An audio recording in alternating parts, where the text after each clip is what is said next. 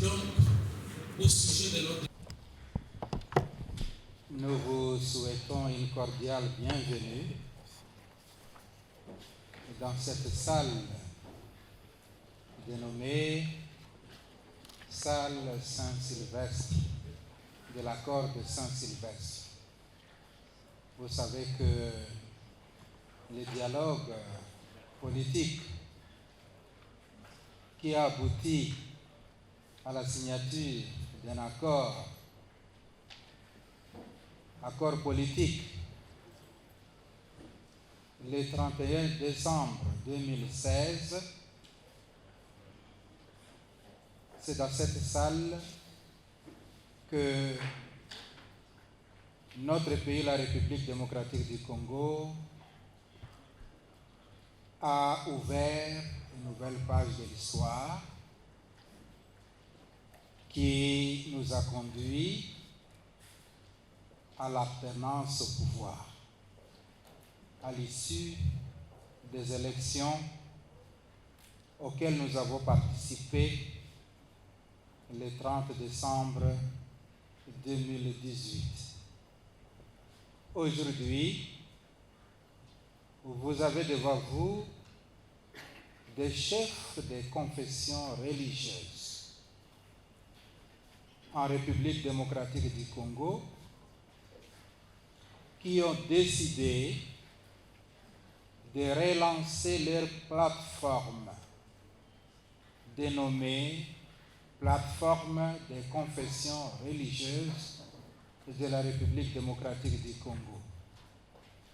Et cette plateforme est constituée pour donner un cadre à ces chefs de confessions religieuses en vue d'étudier certaines questions de société, d'intérêt national, ensemble. Et nous avons estimé qu'il était important que nous puissions définir un cadre qui nous permette d'assurer une collaboration harmonieuse entre nous. Voilà pourquoi aujourd'hui nous venons d'adopter une charte qui devra réglementer notre collaboration dans l'exercice de cette mission commune que nous nous sommes assignés. Et aujourd'hui aussi, au terme de nos travaux, nous venons de produire une déclaration qui sera rendue publique tout à l'heure. Sans tarder, j'accorde la parole au secrétaire de notre plateforme, pour le moment à la personne de M. l'abbé Donatien Cholet, qui est en même temps secrétaire général de la Conférence épiscopale nationale du Congo. Déclaration des chefs de confession religieuse sur la situation sociopolitique du pays.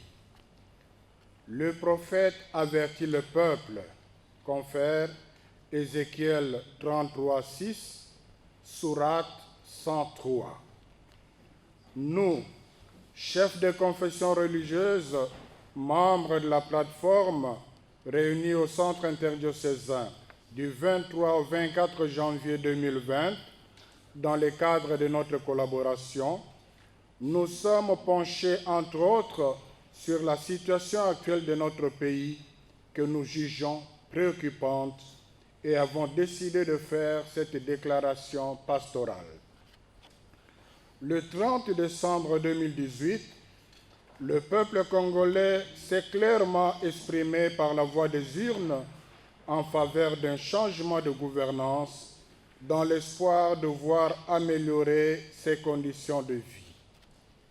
Une année après, nous sommes heureux de constater quelques avancées pour lesquelles nous félicitons et encourageons toutes les personnes et institutions impliquées particulièrement la coalition au pouvoir.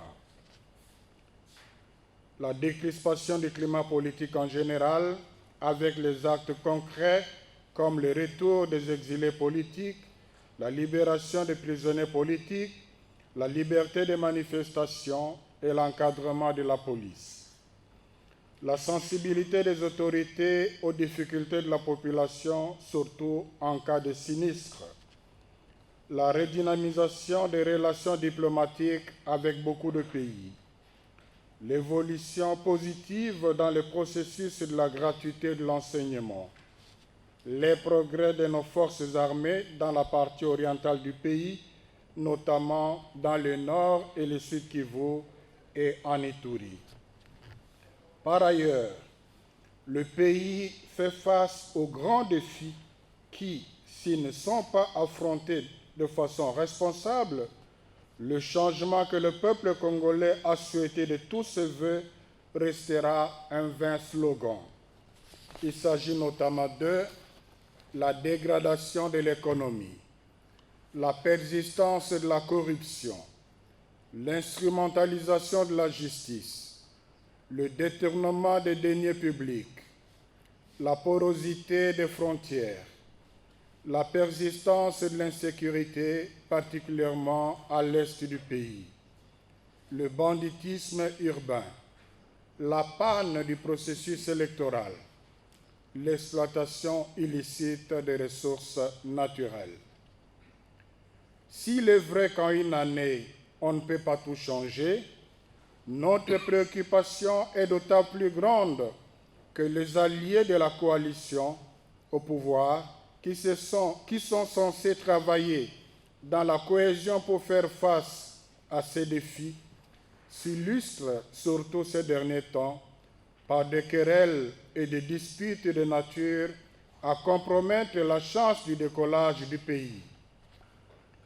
L'escalade verbale commencée par les militants est montée au niveau des animateurs politiques et pire encore, elle atteint les animateurs des institutions.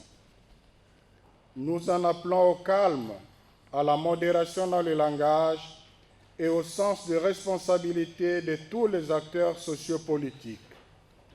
En outre, nous comptons rencontrer à tour de rôle les animateurs des institutions étatiques et d'autres personnalités en vue de partager notre vision et apporter notre contribution pour l'avènement d'un Congo prospère. À cette étape de parcours, nous invitons les alliés au pouvoir à évaluer l'impact de leur coalition dans la vie des Congolais et de tirer courageusement des leçons pour l'intérêt supérieur de la nation. Nous demandons à la population d'invoquer sans cesse dans la prière les grâces de l'Éternel sur notre pays, de rappeler aux autorités par de voies légales leurs attentes légitimes et de ne pas céder à des manipulations politiciennes. Que Dieu bénisse la République démocratique du Congo et son peuple. À la signature, pour les chefs de 8 confessions religieuses formant la plateforme, je vous remercie. Voter en toute liberté. Donc, en fait, c'est par respect que je vous réponds. Normalement, ce sont des questions sans réponse, parce que ça les concerne à l'interne. Pour celui de COP Congo, oui, les évêques ont déploré l'escalade verbale pour laquelle ils en appellent au sens des responsabilités de toutes les personnes impliquées. Ils souhaitent qu'ils se mettent ensemble pour faire affronter de façon responsable le défi. Et si dans ce contexte, ils sollicitaient une médiation, je disais tout à l'heure, il faut mettre l'accent sur ce qui rassemble plutôt que sur ce qui divise. Il y avait une autre question aussi en termes de concertation. On peut appeler médiation, on peut appeler concertation, mais l'engagement que les chefs de confession religieuse ont pris dans leur dernière rencontre, et c'est dit dans le message, c'est qu'ils vont rencontrer les principaux animateurs des institutions du pays et certaines personnalités du pays pour échanger avec eux leurs visions et proposer leurs contributions pour l'avènement d'un Congo prospère. Je crois que Ça, c'est l'engagement déjà pris. Le reste, avec le temps, les chefs de confession religieuse ne pourront que s'engager pour le bien de la population. Congo Nouveau, bon, je crois que j'ai dit qu'on peut appeler concertation, dialogue et tout, mais je préfère, comme vous avez cité le révérend Bokundoa, je préfère que lui réponde à la question si... À chaque fois qu'il y a crise, vous comprenez, ils sont là pour ça. Et d'ailleurs... La semaine de l'unité des chrétiens est la date du 24 janvier qui est celle de la commémoration de la prise de pouvoir du président Félix Tshisekedi.